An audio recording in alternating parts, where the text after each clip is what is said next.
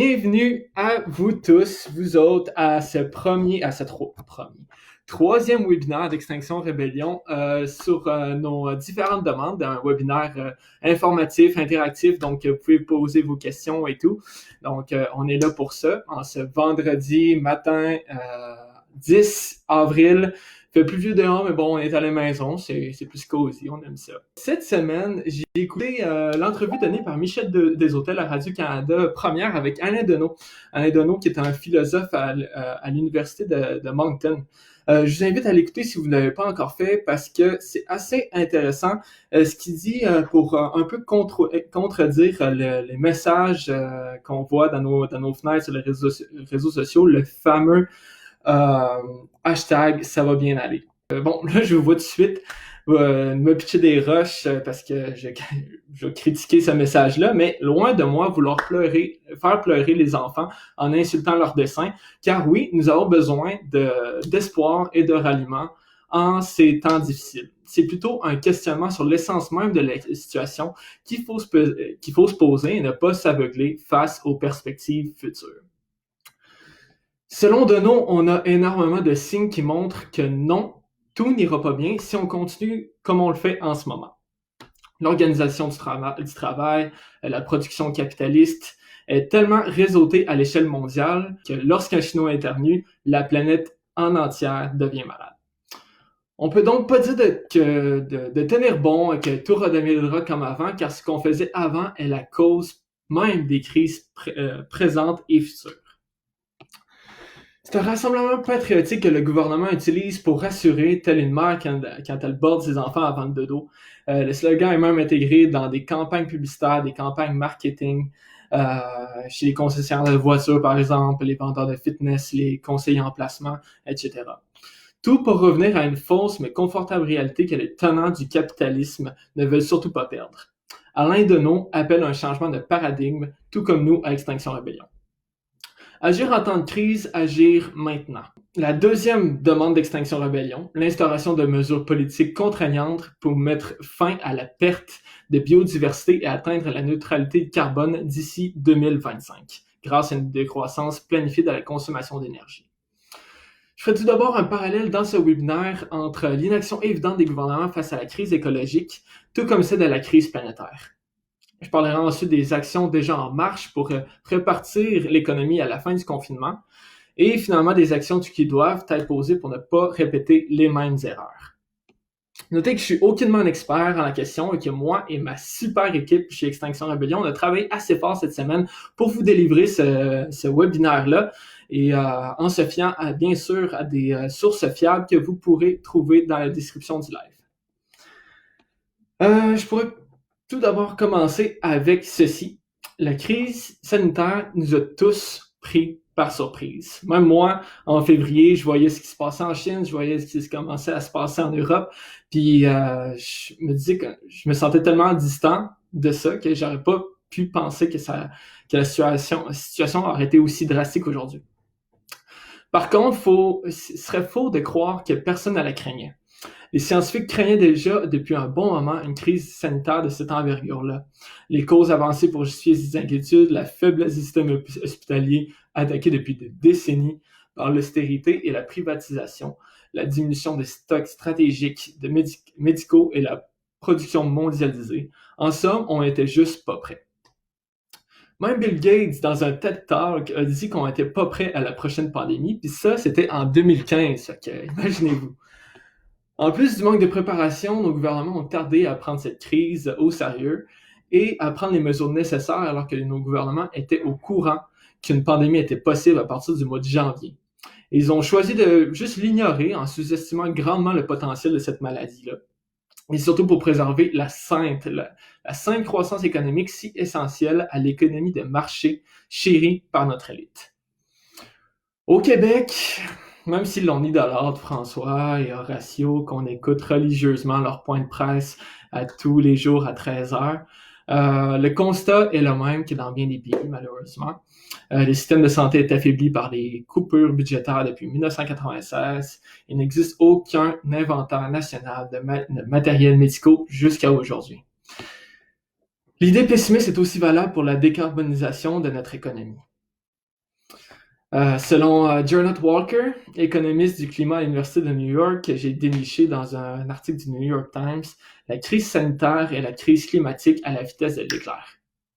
Les gouvernements plus interventionnistes qui prennent la science au sérieux plutôt que le capital ont des résultats plus positifs face à la contagion du COVID, comme par exemple, je vais prendre en exemple la Nouvelle-Zélande qui sont des véritables leaders en ce moment, qui ont aplati leur courbe sans avoir tant de morts que ça, qui font mieux que des gouvernements plus populistes, qui sont plus à droite, qui ont refuté l'ampleur de la situation et qui sont sceptiques face à la science. Je donne des exemples faciles de Bolsonaro au Brésil, Donald Trump aux États-Unis, Boris Johnson qui revient tout juste des soins intensifs au Royaume-Uni. Ces gars-là voient qui ont un peu fucked up, puis qui devra prendre exemple pour le futur car le scénario se répétera au fur et à mesure que la température augmentera sur la Terre. Et comme nous le voyons aujourd'hui, l'inaction peut s'avérer très, très dispendieuse à long terme, même si à court terme, on ne voit pas nécessairement les conséquences directement. On les connaît tous, les événements qui peuvent arriver, des inondations, des feux de forêt, comme on en a vu en Australie, d'autres pandémies qui pourraient refaire surface. Ça va faire partie intégrante de l'actualité des prochaines décennies. Puis il faudra soit les prévenir par des mesures environnementales drastiques, ou bien se préparer d'avance pour réduire au mieux les dégâts. Ce qui se dessine n'a malheureusement rien de reluisant, même si Legault, ancien président d'Air Transat, nous a surpris avec sa déclaration qu'une démondialisation est à envisager. Les gouvernements en place sont les mêmes qu'avant la crise, ils vont tout faire pour relancer la machine. Lorsqu'on désire relancer une machine en force, on y met ben du gaz.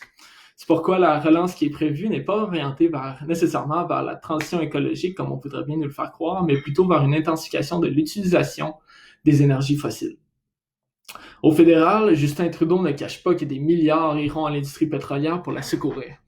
Une véritable bouée de sauvetage lancée à un requin.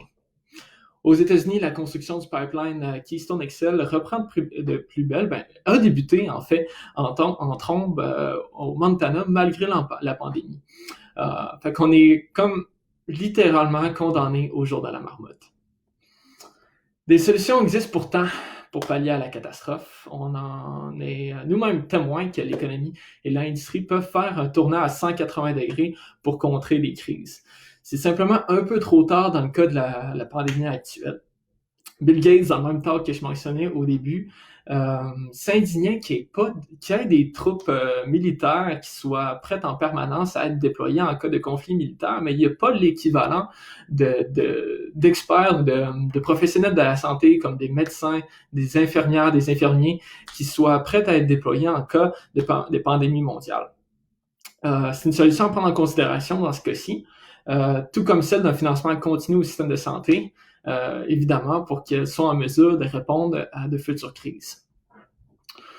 Au point de vue de la crise climatique, j'espère qu'on décidera d'être humble et d'apprendre d'en ressortir avec des leçons. Une décroissance planifiée de certains secteurs ou au mieux de tous les secteurs est nécessaire pour atteindre la neutralité carbone. Pour Alain Deneau, le système doit carrément changer. Dans ses propres mots, il faudra rapidement déployer des formes qui sont frugales, humbles, mesurées et régionales et s'en tenir à une production, à une consommation beaucoup plus réduite, mais peut-être beaucoup plus significative et sensée que par le passé si on veut éviter une guerre ouverte.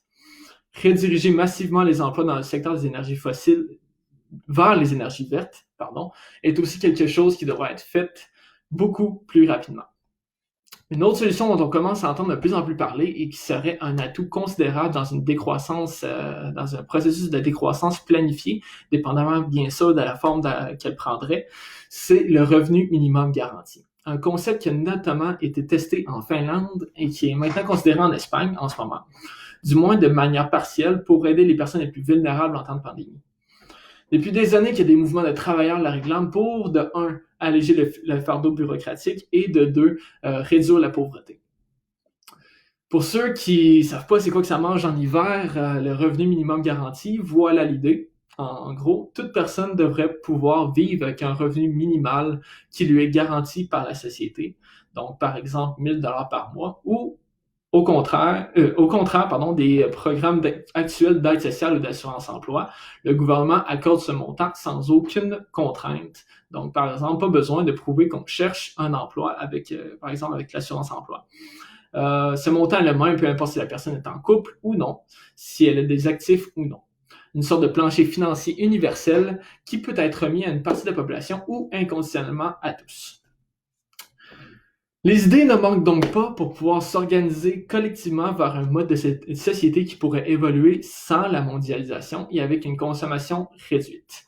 L'heure est par contre venue pour mettre ces idées en exécution, dès maintenant en espérant que la crise actuelle soit la bougie d'allumage du changement de paradigme.